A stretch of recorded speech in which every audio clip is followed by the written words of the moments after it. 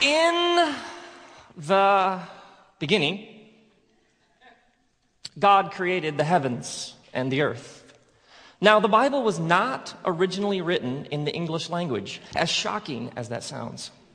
But it was written in the Hebrew language. And in the Hebrew language, the word for God in this first verse of the Bible looks something like this. If you were to spell it in English, it would look something like this. And it's pronounced Elohim. Let me hear you say Elohim. Elohim. In the beginning, Elohim created the heavens and the earth. Now, the word for create is the word bara. Let me hear you say bara. It's this forceful, energetic word of making things out of nothing. In the beginning, Elohim barad the heavens and the earth. Now, the earth was formless and void. The Hebrew phrase is tohu vavohu, which gives me great pleasure to say. Some translate it wild and waste. The Spirit of God was hovering over the waters. This Elohim has some sort of spirit. And then God spoke and said, "Let there be light." And there was light. God saw that the light was good and separated the light from the dark. The light was called day, the dark was called night. It was evening and morning the first day. So God speaks some sort of word and makes things. In verse 1, this God is some sort of creator. In verse 2, this God is some sort of spirit. And in verse 3, this God is some sort of word. This God is one, and yet this God is several. God is some sort of multiple persons, some sort of community of creativity. What a strange way to begin a very, very long book. Now, God says, "Let there be an expanse in the sky to separate the waters above from the waters below." And so God makes this expanse and calls it sky, and it separates the waters above from the waters below. And it was evening and it was morning the second day. So in this poem, right away, there's this refrain, and it was evening and morning the first day, and it was evening and morning the second day. Well, we don't say it that way. We say morning, that evening. But in this poem, which is what it is, it's evening, then morning. We'll get to that in a couple hours. Now, God said, "Let the waters be gathered to one place and let dry ground appear." These gathered waters God called seas, and this dry ground God called land. And it was evening and it was morning the third day. And then God said, "Let there be lights in the expanse of the sky to give light to the earth and to serve as signs to mark the days, the years, and the seasons." God made a greater light to govern the day, a lesser light to govern the night, and God also made stars. And God saw that it was good. And it was evening and it was morning, the fourth day. And then God said, "Let the waters fill with teeming creatures and let them reproduce according to their kinds." They'll figure out how.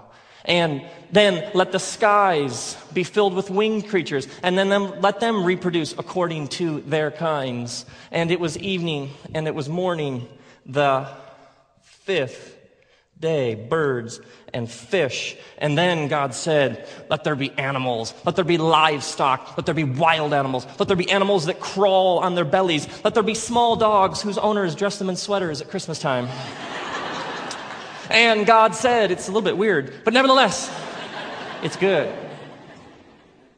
And then God said, "Let us make man and women in our image." And so God made people. And God saw that it was very good. And it was evening and it was morning the sixth day. And then God saw all that God had made, and God rested. Now, birds go in the sky and fish go in water. Thank you. It's been great. The sun, moon, and stars, well, they essentially go in space, serve it to give us light and dark. Animals and humans go on land and sea. The things in day 4 fill in day 1, the things in day 5 correspond to day 2, and the things in day 6 relate to day 3. In fact, the dominant work in the first 3 days is God separates, and in the second 3 days, God fills what has previously been separated. So the days are all interconnected. Never mind the fact that the way that we measure an actual day is the movement of the sun, the moon, and the stars. And so the way that we move a day, the planets, doesn't come till day 4, which raises the question, how do you know the first 3 days are actually days? What a fascinating poem. Now, if you begin to look just another layer deeper and ask, well, are there any patterns that might tell us what it's about? Well, this word bara is kind of the driving, it's the engine of the poem. God creates. The word bara occurs in 3 different points throughout the poem, and at the last time it occurs, it repeats 3 times. This would have jumped out to the first hearer of this poem. And this God has a 3-in-1-ness. So there was a 3 figures dominantly in the poem, which raises the question, are there any other patterns that we should be looking for? Well, the first verse in the Bible has 7 words.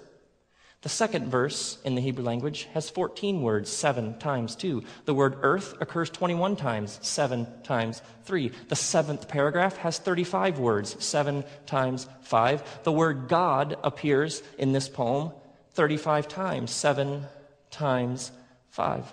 And the phrase, "it was so," occurs 7 times. And the phrase, "and God saw," occurs 7 times. There are 7s and patterns of 7s all throughout the poem. It's arranged in patterns. Now, if there's lots of 3s and there's lots of 7s, the question, of course, is, are there any 10s? Do you have that kind of time on your hands? The phrase, "to make," occurs 10 times. The phrase, "according to their kinds," occurs 10 times. The phrase, "and God said," occurs 10 times, 3 times in relation to people, 7 times in relation to other creatures. And the phrase, "let there be," occurs 10 times. 3 times for things in heavens, 7 times for things on earth. You begin to think the writer had help.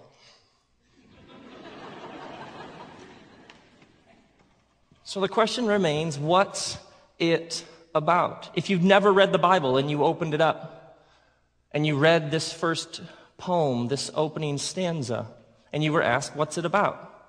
I assume, well, it starts with God, and it starts with God creating. There's all sorts of creating, but then it ends, "and God rested." Now there's this rhythm, there's this cadence, there's this beat to the poem. Evening, morning, and it was evening, morning, second day, evening, morning, third day. It has a certain groove to it, and yet this groove is glaringly absent. Day 7 doesn't have, and it was evening in the morning. Day 7 is just, "and then God rested." And the 7th day just kind of continues on. The rest have a definite ending. The 7th just lingers on and carries forward. I imagine if you were asked, well, what's it about? It must have something to do with God creating and God resting. And then it must have something to do with people and our role in the midst of this creation. It begins with God creating, but it ends very glaringly with God resting. And somewhere in the middle is this vast creation with humans right in the middle of it. And the universe is vast. It's massive. Scientists are generally agreed that our universe has somewhere around 100 billion galaxies. Somebody counted. And the general estimate is that each of those galaxies has somewhere around 100 billion suns. And they believe that each of those suns has at least 100 billion stars.